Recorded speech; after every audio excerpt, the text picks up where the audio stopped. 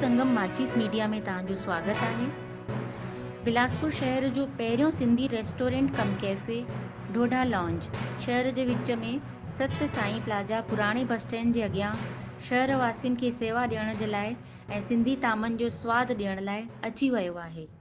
ढोढा lounge जे संचालक सिमरपुरी जन जानकारी ॾिनऊं कि असां वटि सभई सिंधी व्यंजन उपलब्ध आहिनि जेके हर कंहिंखे ॾाढा पसंदि हूंदा आहिनि।